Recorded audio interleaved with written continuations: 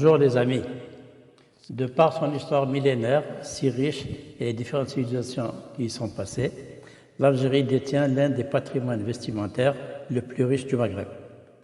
De la Cheddat Tlemcenienne, en passant par le kaftan, la melhfa, le karakou, la blouse oranaise, la robe kabyle, la gondoura de Constantine, le hayek, la melaya, la kashabia et le burnous, chaque région détient une pièce ou une tenue propre à elle. Les tenues féminines les plus connues et les plus anciennes sont le kaftan et la melhfa. Le kaftan est une tenue maghrébine introduite par les Andalous à l'époque de l'Empire ottoman. La melhfa ou takhlkhat est la base de la tenue berbère.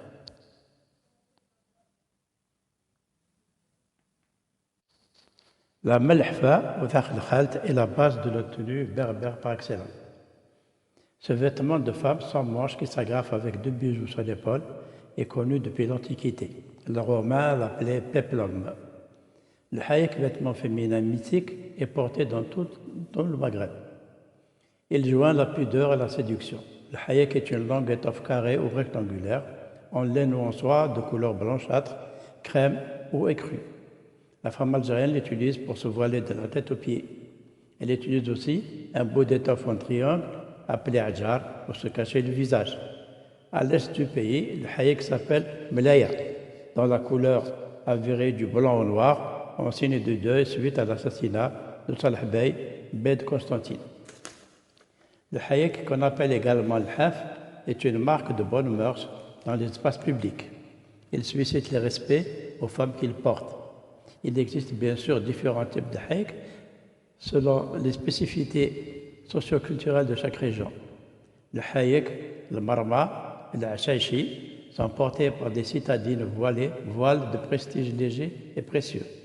Il affiche un rang social élevé car tissé de soie pure et rayé avec du fil d'or et d'argent. Il se démarque par la brillance de sa couleur sable. Enfin, le hayek blanc et le melaya noir sont les symboles de la harma qui a vêtu les Algériennes durant la lutte armée. C'est l'image d'une société scolarisée qui les drape dans cette citadelle fantastique pour montrer son identité contrastant avec celle de l'Européen. Le hayek, malgré sa presque disparition, est un objet illustre à jamais, présent dans la mémoire collective, de par son association aux mœurs et aux événements qui ont marqué notre identité.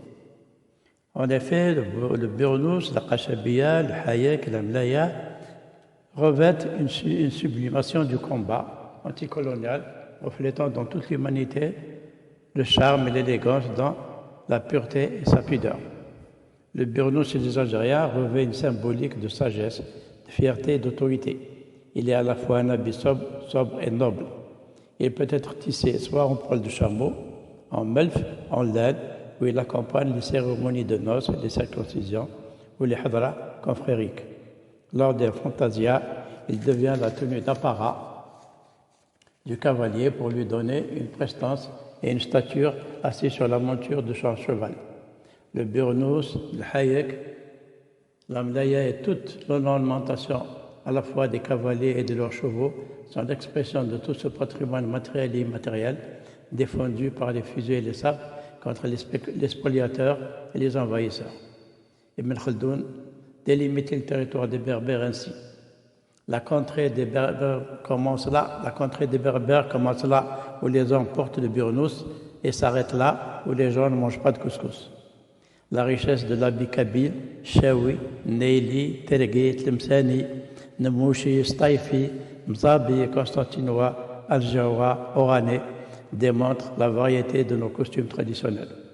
En conclusion, les générations actuelles et à venir doivent persévérer et sauvegarder notre patrimoine matériel et immatériel, condition nécessaire pour retrouver nos racines. C'est un exercice continu de ressourcement et d'attachement à notre identité et à notre culture nationale.